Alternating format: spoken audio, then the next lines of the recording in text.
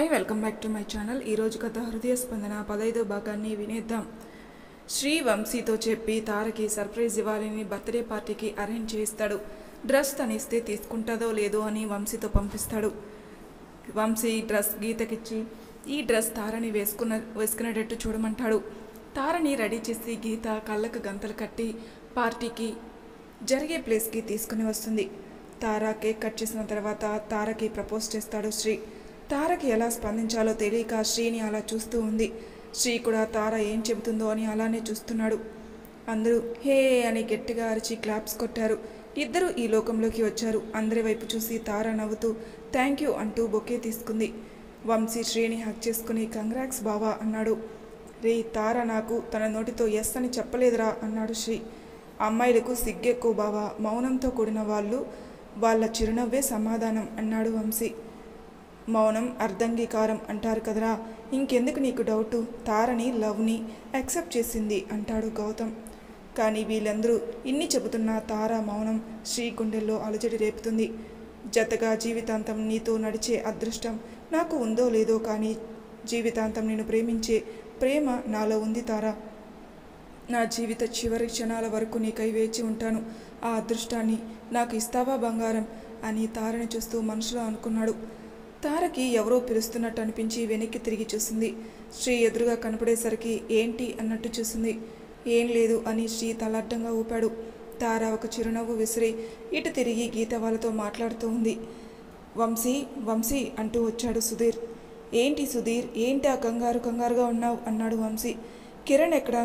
సాయంత్రం వాడికి ఒక పని చెప్పాను, వాడు అది చేశాడో లేదో ఏ విషయం చెప్పలేదు. ఏంటి కిరణ్కి చెప్పావా? సరే సరే ఇక అయినట్టే, వాడు అది ఎప్పుడో మర్చిపోయి ఉంటాడు. మొత్తానికి భలే వాడికి చెప్పావులే. అయినా ఇప్పటి వరకు ఇక్కడే నాతో పాటే ఉన్నాడు, ఎటుపోయాడు అని వెతకడం మొదలుపెట్టాడు గౌతమ్. కొంత దూరంలో ఎవరో ఉన్నారు. వీళ్ళ దగ్గరికి వెళ్ళి చూస్తే ఇంకెవరు, మన కిరణ్ అండ్ శృతి. వీళ్ళను చూడగానే ఇద్దరూ లేచి నిలబడ్డారు. శృతి సిగ్గుపడుతూ తార దగ్గరికి వెళ్ళింది. రే బావా అని హక్ చేసుకున్నాడు గౌతమ్. అంతే, బాయ్స్ అంతా వచ్చి గ్రూప్ హక్ చేసుకున్నారు. నువ్వు ఒక్కడవే ఒంటరి పక్షి అనుకున్నావురా, ఇప్పుడు నువ్వు కూడా జంట పక్షి అయ్యావు అన్నాడు శ్రీ. తారా వాళ్ళు శృతిని అమ్మదంగా అమాయకుడైన మా కిరణ్ని భలే మాయ చేశావే అంటూ టీచ్ చేయడం మొదలుపెట్టారు. అవునవును, నోట్లో వేలు పెట్టినా కొరకలేడు మీ కిరణ్ కదా, మీరు అనుకోవాల్సిందే అమాయకుడని, అంత లేదు, ఒట్టి అల్లరి పిల్లోడు అన్నది శృతి. టైం చూసి 2 అయిందిరా, వెళ్ళి పడుకుందాం, రేపు మళ్ళీ జర్నీ ఉందిగా, మార్నింగ్ త్వరగా లేచి అందరూ ప్యాక్ చేసుకోండి అన్నాడు శ్రీ. ఎలాగో 2 అయింది కదా, ఈ పక్కనే ఏదో లేక్ అండ్ వాటర్ ఫాల్స్ ఉందంట, వెళ్దాం ప్లీజ్ అన్నాడు గౌతమ్. ఏంటి ఈ టైంలోనా, నీకేమైనా పిచ్చా అన్నాడు శ్రీ. ఎలాగో ఇప్పుడు పడుకున్నా నిద్ర రాదు, రూమ్కి వెళ్ళి డ్రెస్ చేంజ్ చేసుకుని స్టార్ట్ అవుదాం, 5కి అక్కడికి రీచ్ అయితే చాలే అన్నాడు గౌతమ్. సన్ రైజ్ అప్పుడు ఆ రైజ్ పడినప్పుడు వాటర్ చూడడానికి చాలా బాగుంటుందట, హోటల్ వాళ్ళు చెప్పారు. వెహికల్ కూడా వాళ్ళే అరేంజ్ చేస్తామని చెప్పారు. ప్లీజ్ రా, మళ్ళీ మనం ఇక్కడికి రాం కదరా, వచ్చినా మనం అందరం కలిసి రాలేం. మీ అందరికీ ఇష్టమైతే నాకు ఓకే, అయినా అమ్మాయిలను కూడా అడగండి, వాళ్ళకి ఏమైనా ఇబ్బంది అవుతుందేమో అన్నాడు శ్రీ. వంశీ వెళ్ళి అమ్మాయిలను అడిగాడు. వాళ్ళు కూడా ఓకే అన్నారు. సరే అని అందరూ రూమ్స్కి వెళ్ళి డ్రెస్ చేంజ్ చేసుకుని స్టార్ట్ అయ్యారు. అక్కడికి రీచ్ అయ్యేటప్పటికి 5:15 అయింది. అందరూ వెహికల్ దిగి ఇంకా చీకటిగా ఉండేసరికి అమ్మాయిలంతా భయంగా చూస్తున్నారు. వాళ్ళు అలా భయపడ్డం చూసి కాసేపు ఇక్కడే వెయిట్ చేసి కాస్త లైట్ వచ్చాక వెళ్దాం, తారా మీరందరూ వెహికల్లోనే వెళ్ళి కూర్చోండి, మేము ఇక్కడే ఉంటాం అన్నాడు శ్రీ. సరే అని అమ్మాయిలు వెళ్ళి వెహికల్లో కూర్చుంటారు. కాస్త లైటింగ్ రాగానే అందరూ లేక్ దగ్గరికి వెళ్ళారు.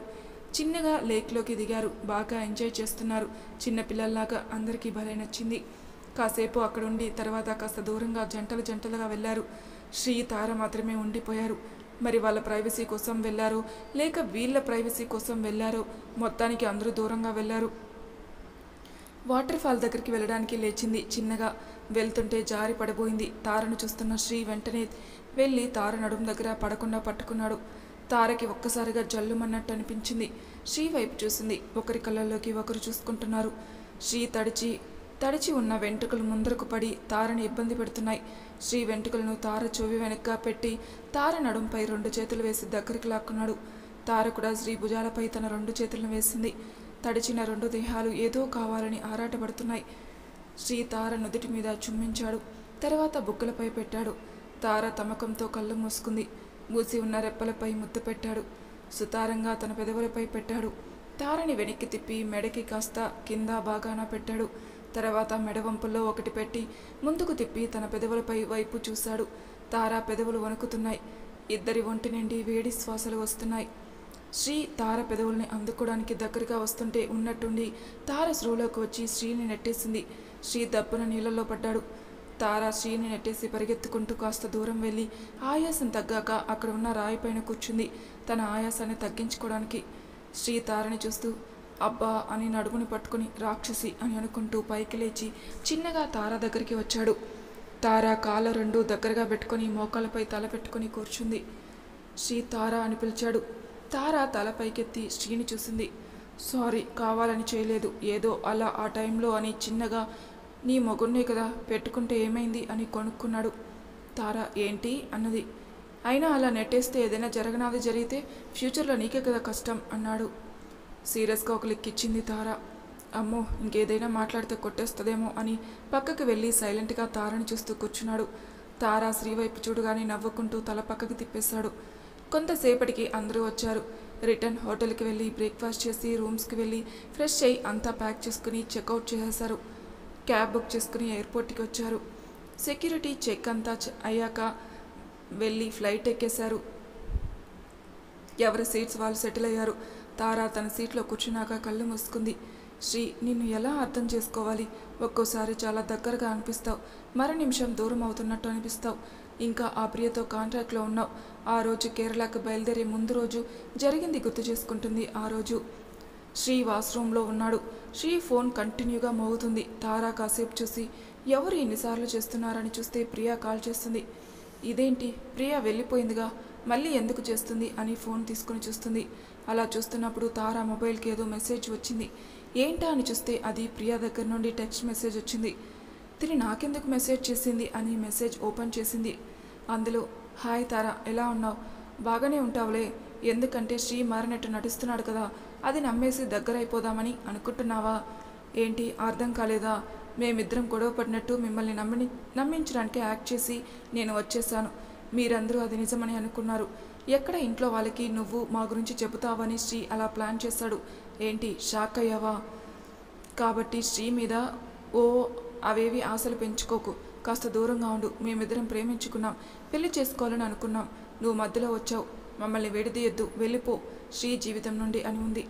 ఇప్పుడు నేనేం చేయాలి? అబద్ధానికి నిజానికి మధ్య ఊగిసలాడుతుంది నా మనసు. ఇప్పుడు అందరి ముందు నాకు ప్రపోజ్ చేసి దగ్గరైనట్ట, లేక ఇది కూడా ఒక నాటన? ఎలా తీసుకోవాలి? ఏది నిజమో ఏది అబద్ధమో నమ్మలేని పరిస్థితి. భగవంతుడా, ఎందుకు నాకు ఈ శిక్ష అని మనసులో బాధపడుతూ ఉంది.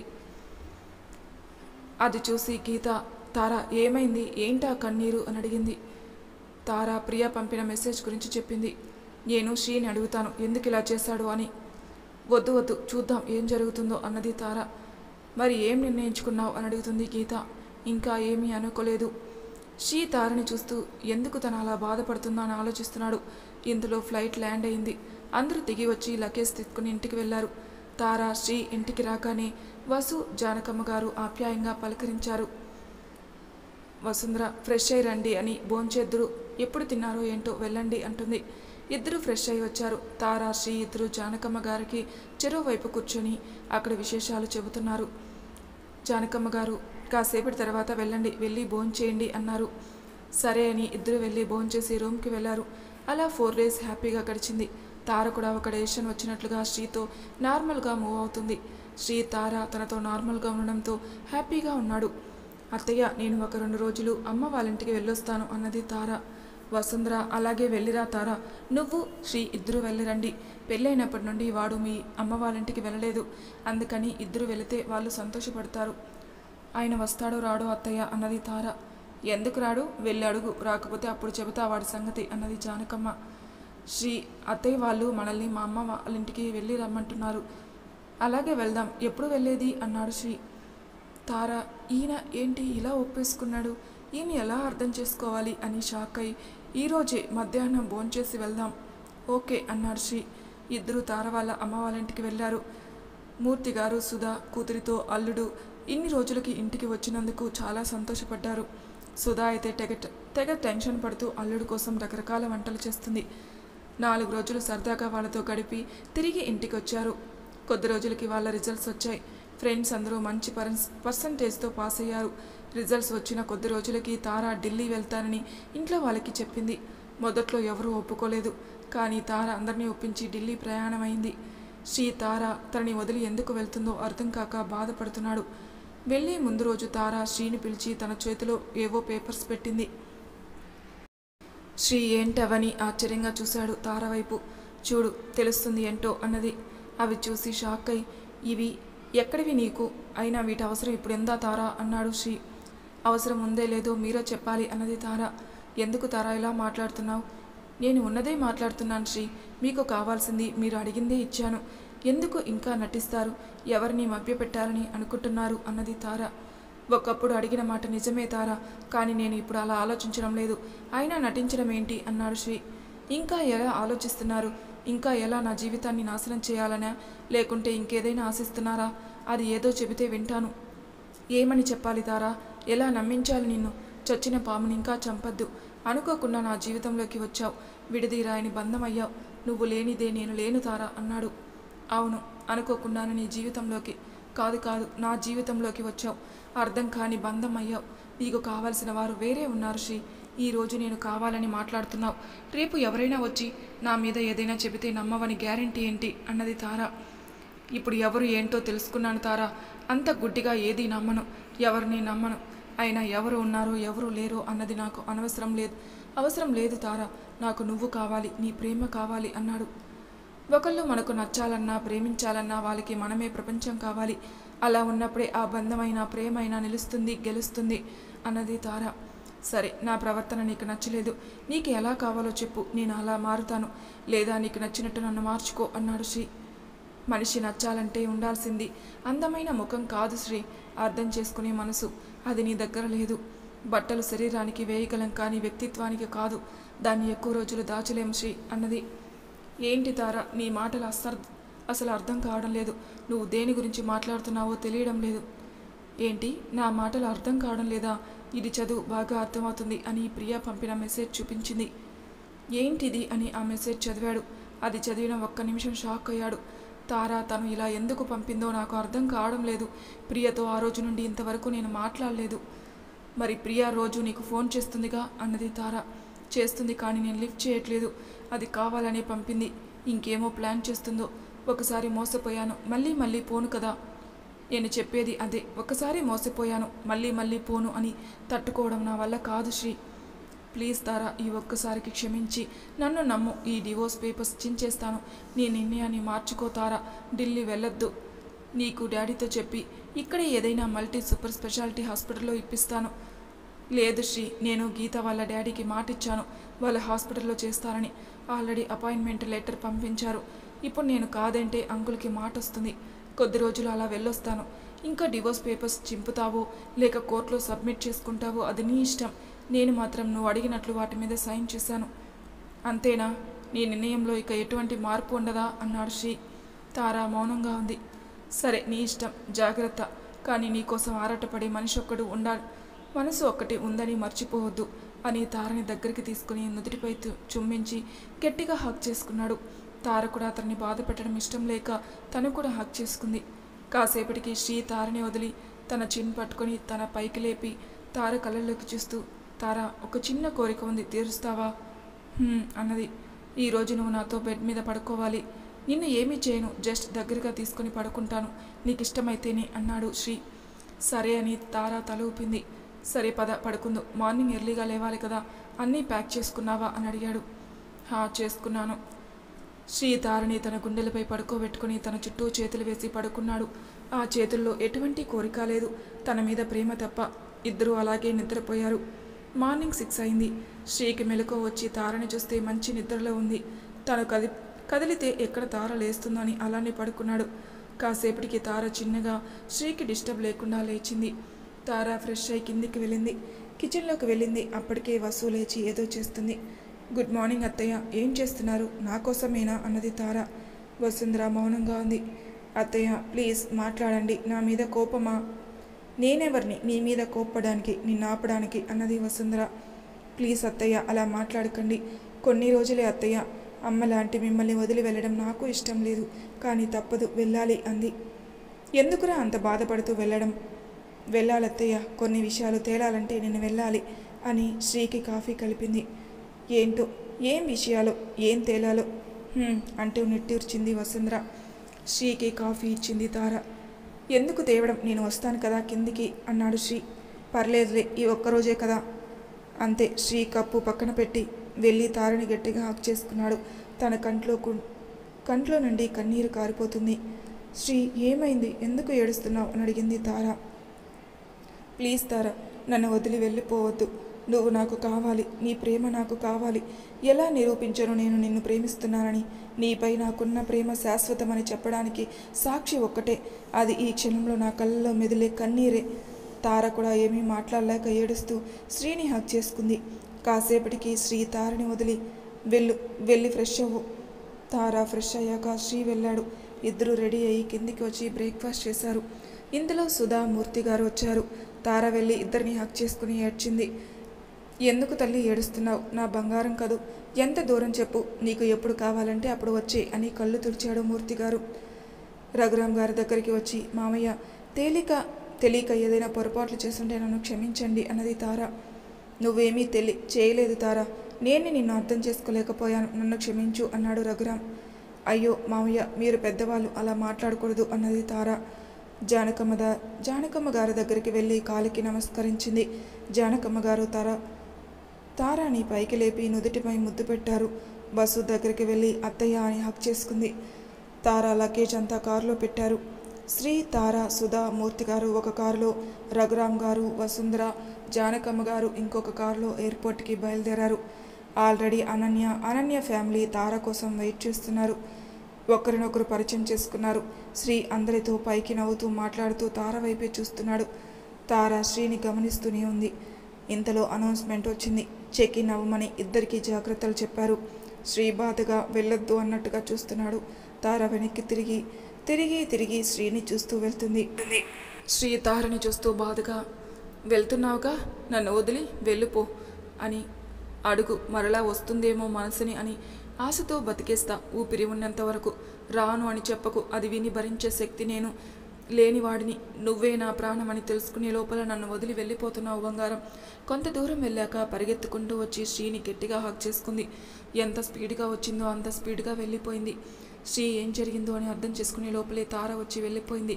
ఫ్లైట్ టేకాఫ్ అయింది. అనన్య, తార కాసేపు మాట్లాడుకొని తర్వాత ఇద్దరు కళ్ళు మూసుకున్నారు. తార కళ్ళు మూసుకొని మెల్లగా గత జ్ఞాపకాల్లోకి జారిపోయింది. తార, లే నిద్రపోయింది చాలు కానీ అని సుధా పిలుస్తుంది. అమ్మా, ప్లీజ్ అమ్మా, కొంచెం సేపు పడుకుంటా అంటుంది. రోజు నాకంటే ముందే లేచేదానివి, ఈరోజు ఏంటి ఇంకా పడుకున్నావు?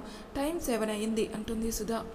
ఉదయాన్నే 5కి లేచానమ్మా, లేచి మెడిటేషన్ చేసి వచ్చి మళ్ళీ పడుకున్నాను అన్నది తార. సర్లే, లేచి త్వరగా రెడీ అవ్వు, మళ్ళీ కాలేజీకి లేట్ అయిందంటావు, అసలే మొదటి రోజు అన్నది సుధా. ముందు కాఫీ ఇవ్వు నాకు, త్వరగా రెడీ అవుతాను అన్నది తార. సరే రా, లేచి అన్నది సుధా. తార ఫ్రెష్ అయి కిందికి వచ్చింది. మూర్తి గారు హాల్లో కూర్చొని పేపర్ చదువుతున్నారు. గుడ్ మార్నింగ్ నాన్న, కాఫీ తాగారా? లేచావా తల్లి? కాఫీ నువ్వు వస్తే గానీ ఇవ్వనంది మీ అమ్మ. అవునవును, నేను ఇవ్వనన్నా కదా మీకు, అసలు మీరు ఉంటే కదా ఇవ్వడానికి. మీ జాగింగ్లు, మీ ఫ్రెండ్స్తో ముచ్చట్లు అన్నీ అయి ఇప్పుడే కదా వచ్చారు. ఏ తారా, రా కాఫీ తీసుకొని వెళ్దు. నీకు మీ నాన్నకి పెద్ద చెప్పొచ్చారు నా మీద కంప్లైంట్స్. తారా కాఫీ తెచ్చి మూర్తిగారికి ఇచ్చి తను తీసుకుంది. అమ్మ, నీ కాఫీ సూపర్ అమ్మ అన్నది తార. సుధా పొగడ్తులాపి వెళ్ళి రెడీ అవ్వు అన్నది. తార రెడీ అయ్యి కిందికి వచ్చి సుధా బ్రేక్ఫాస్ట్ తినేస్తుంటే, అమ్మ, ఏ జన్మలో చేసుకున్న పుణ్యమో నీలాంటి కూతురు పుట్టింది, బాగా సేవలు చేసుకో. అవునవును, మీ తండ్రి కూతుర్లకి సేవ చేసే భాగ్యం ఎవరికి దక్కుతుంది? నా జన్మ చరితార్థం అయిపోతుంది అని తార తల మీద మొటిక్కాయ వేస్తుంది సుధా, నీకెన్నిసార్లు చెప్పాను మా అమ్మని కొట్టొద్దని అంటాడు మూర్తి గారు తారలో వాళ్ళ అమ్మను చూసుకుంటారు. వాళ్ళ అమ్మ పేరు తారమ్మ, అందుకని తారకు వాళ్ళ అమ్మ పేరు వచ్చేటట్లు సితార అని పెట్టారు. పోనీలేనన్న, వాళ్ళ అత్తగారు ఉన్నప్పుడు ఆవిడ్ని కొట్టలేకపోయింది, ఇప్పుడు కూతుర్ని కదా, అందుకే ధైర్యంగా కొట్టేసి అత్తగారిని కొట్టినట్టు ఫీల్ అవుతుంది అన్నది తార. దీనికి అసలు భయం లేకుండా పోతుంది. మిమ్మల్ని చూసుకుని రేపు ఒక ఇంటికి వెళ్ళవలసిన పిల్ల. మిమ్మల్ని అనరు, నన్నంటారు దీన్ని ఇలా పెంచినందుకు అన్నది సుధా. ఏంటి మీరు బొమ్మలాగా నిల్చొని చూస్తున్నారు? తీసుకెళ్ళండి, కాలేజీకి టైం అవుతుంది. నాన్న, ఇది రోజు ఉండేది కదా, పదండి. బాయ్ అమ్మ అన్నది తార. బాయ్, కాలేజీ అవగానే వచ్చేయి. సరే అమ్మ అన్నది తార. మూర్తి గారు తారని తీసుకుని కాలేజీకి వెళ్తారు. జాగ్రత్త బుజ్జి, ఎవరితో గొడవ పడద్దు. అనవసరపు మాటలు లేనిపోని తంటాలు తెస్తాయి. ఏదైనా అవసరమైతే ఫోన్ చేయి అన్నాడు మూర్తి. అలాగే నాన్న. ఆ రోజు కాలేజీ రీఓపెనింగ్. ఒక్కొక్కరు వస్తున్నారు. తార ఇప్పుడు third year. First year students భయంగా బిక్కుబిక్కుమంటూ లోపలికి వస్తున్నారు. సీనియర్స్ అంతా ఫస్ట్ ఇయర్ స్టూడెంట్స్ కోసం ఆవురావుమని వెయిట్ చేస్తున్నారు. ఒక 10 రోజుల నుండి తిండి లేకపోతే ఎంత ఆత్రంగా ఉంటారు, ఇప్పుడు అలానే ఉన్నారు. తార వంశీ వాళ్ళు ఎక్కడ ఉన్నారా అని చుట్టూ చూస్తుంది. అప్పుడే వంశీ గీతని తీసుకుని వచ్చాడు. నేరుగా బైక్ తీసుకొచ్చి తార ముందు ఆపాడు. హాయ్ గీత. హాయ్ వంశీ అని కిరణ్ ఎక్కడా అన్నది. అందరూ హాయ్ తార అన్నారు. ఫోన్ చేశాను, ఆల్రెడీ బయలుదేరానని చెప్పాడు. ఈ పాటికే వచ్చి ఉండాలి, చూద్దాం పదా అని వెళ్తుండగా వంశీ ఫోన్ రింగ్ అయింది. కిరణ్ అని వాళ్ళకి చెప్పి ఎక్కడ ఉన్నావురా అని అడిగాడు. ఇంకా ఎవరూ రాలేదని క్యాంటీన్కి వచ్చారా? మీరెక్కడ ఉన్నారు? మీరు కూడా వచ్చేయండి అన్నాడు కిరణ్. వస్తున్నాం అని కిరణ్ క్యాంటీన్లో ఉన్నాడంట, వెళ్దాం పదండి అన్నాడు వంశీ. క్యాంటీన్కి వచ్చారు. కిరణ్ వంశీ వెళ్ళి నలుగురికి కాఫీ తీసుకొచ్చారు. కూర్చొని మాట్లాడుకుంటున్నారు. దూరంగా ఒక అమ్మాయి వైట్ చుడిదార్లో వస్తుంది. ఆ అమ్మాయిని చూసి సీనియర్స్ వైట్ చుడిదార్ ఇలా రా అని పిలిచారు. మరి తర్వాయి భాగంలో ఏం జరుగుతుందో నెక్స్ట్ ఎపిసోడ్లో తెలుసుకుందాం. అంతవరకు నా ఛానల్ని సబ్స్క్రైబ్ చేయని వాళ్ళు ప్లీజ్ సబ్స్క్రైబ్ చేసుకోండి. లైక్ చేసి షేర్ చేయండి. మీ అభిప్రాయాలు నాకు కామెంట్ రూపంలో తెలియజేయండి. Thank you for listening.